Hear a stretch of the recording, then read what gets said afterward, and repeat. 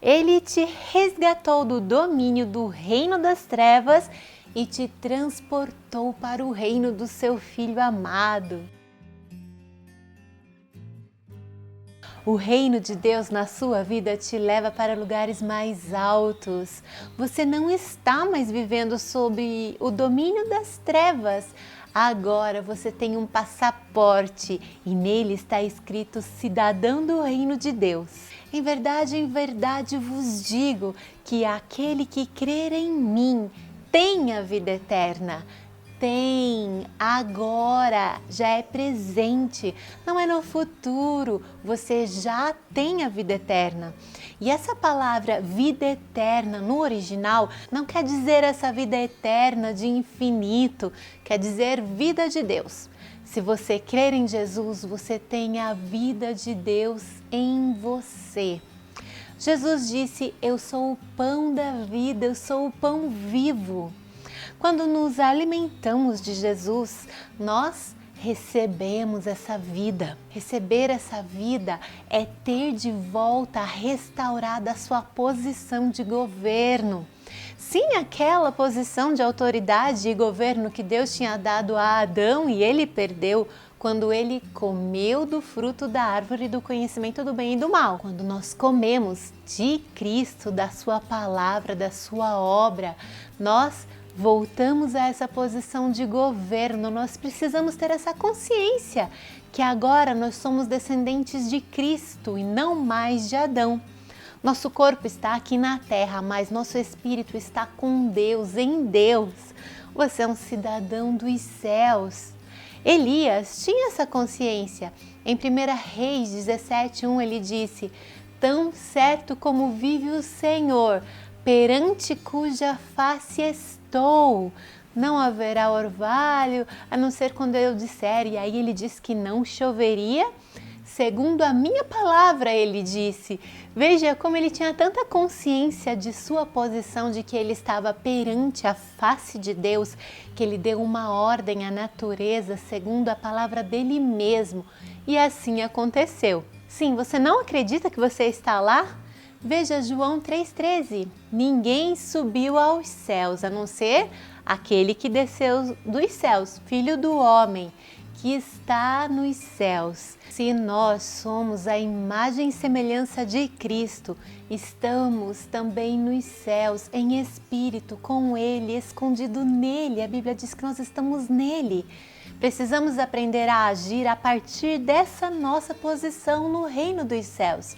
O homem que pensa com a mente terrena, ele usa a mente de Adão, a mente de fracasso, de perda, porque ele foi expulso do jardim.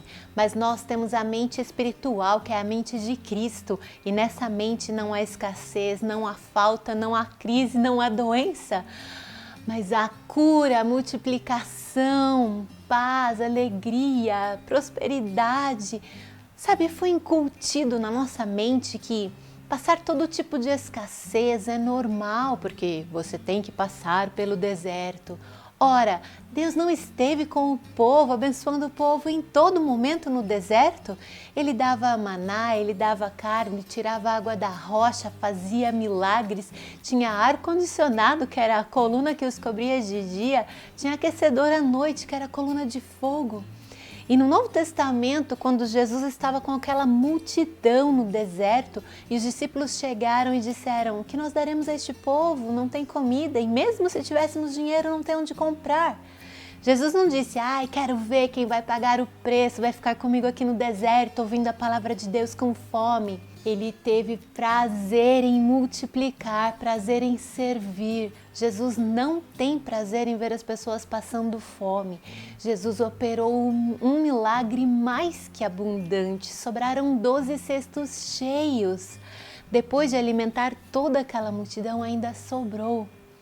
Você deve estar se perguntando como viver essa realidade. Se você viver a partir da sua realidade terrena, as suas palavras criarão espinho, dor, lamento, sofrimento, porque a palavra de Deus para a descendência adâmica era: você vai comer do seu suor.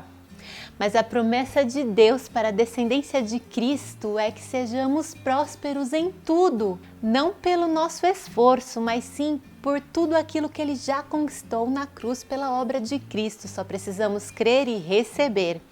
E essa mente não se intimida diante da tempestade, não se intimida diante de uma pesca fracassada, crê que a situação pode ser revertida a todo momento. Jesus não fez milagres para provar que Ele era capaz de fazer milagres. Ele fez milagres para nos mostrar o quanto nós somos capazes, porque Ele disse que nós faríamos obras ainda maiores. Você é capaz de fazer obras ainda maiores. Ele fez isso para mostrar que você está aqui na terra para suprir a necessidade dos outros, para ser uma fonte de bênção. E a fonte só abençoa os outros quando ela começa a transbordar. Você precisa transbordar e alcançar os outros ao seu redor. Deixa eu te falar uma coisa. Jesus não apenas te tirou do inferno, mas Ele te colocou nos céus, no reino do Filho do seu amor.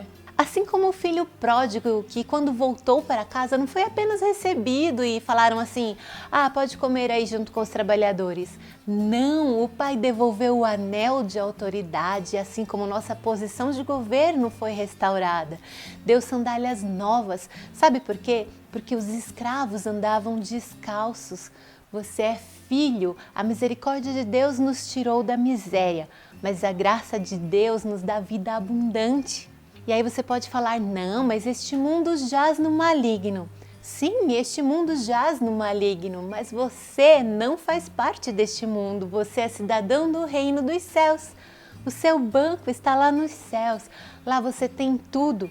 Veja o que está escrito em 1 Coríntios 2,12. Nós, porém, não recebemos o Espírito do mundo, mas o Espírito procedente de Deus, para que entendamos as coisas que Deus nos tem dado gratuitamente. Você não precisa pagar, você só precisa receber e crer, amar a Deus acima de todas as coisas, amar o seu próximo. Nós não recebemos o Espírito do mundo. As coisas que a sabedoria humana ensina diz que se você trabalhar, você recebe. Mas a vontade de Deus parece loucura, não dá para entender mesmo. A vontade de Deus você experimenta, para que experimenteis qual seja a boa, perfeita e agradável a vontade de Deus. Não dá para entender, você tem que experimentar, sentir. Enquanto a mentalidade terrena fica tentando raciocinar, como iremos alimentar essa multidão? Não tem nem padaria aqui perto. A mentalidade de Deus apenas recebe. O Espírito de Deus é suficiente até para fazer sobrar. Saia dessa sua posição terrena pela fé, receba a palavra de Jesus, você tem a vida eterna. A vida de Deus em você. O Evangelho de Deus não é uma lista de regras para você seguir. A Bíblia diz que o Evangelho de Deus é a salvação e o poder de Deus para trazer vida, restauração. Salvação e poder, espírito e vida, isso é o reino de Deus. As coisas de Deus se discernem espiritualmente. Por isso, o homem natural, que tem a mentalidade terrena, não entende. Sabe por que você fica triste olhando ao seu redor, olhando aquilo que você não tem? Porque você está na dimensão terrena. Porque se você olhar espiritualmente, você verá que você tem tudo. Paz, amor, alegria, prosperidade, salvação. Tudo que você precisa. A Bíblia diz que o homem espiritual de ninguém é discernido. Sim, porque ninguém entende. Quando você está com Deus, você tem a mente de Cristo e essa mente não tem escassez. Mas talvez você diga, e aquele versículo que diz que os pensamentos de Deus são maiores do que o meu? Eu sou simplesmente um pó pecador. Veja comigo Isaías 55, de 7 a 8. Que o ímpio abandone seu caminho e o homem mau os seus pensamentos. Volte-se para o Senhor, que terá misericórdia dele. Volte-se para o nosso Deus, pois Ele o perdoará de bom grado. Pois os meus pensamentos não são os pensamentos de vocês, ímpios que não creem em Deus e na sua obra. Este versículo não está falando sobre os filhos de Deus, esse versículo está falando sobre aqueles que ainda não creram na obra da cruz. Nem os seus caminhos são os meus caminhos, declara o Senhor. Você crê na obra da cruz? Então você tem sim a mente de Cristo. Bom, pelo menos você tem direito. O Espírito Santo te dá o poder de escolha. Você já tem direito a viver nas regiões celestiais, ter a sua posição de autoridade restaurada, ao invés de ficar com sua mente terrena, olhando para o que você não tem. Viva a realidade de Deus sobre a sua vida. Olhe para você conforme Deus vê o seu potencial. Deus é o seu Criador e quando Ele olha para você, Ele vê o motivo pelo qual Ele te criou. Pare de olhar as suas limitações, aquilo que você não tem.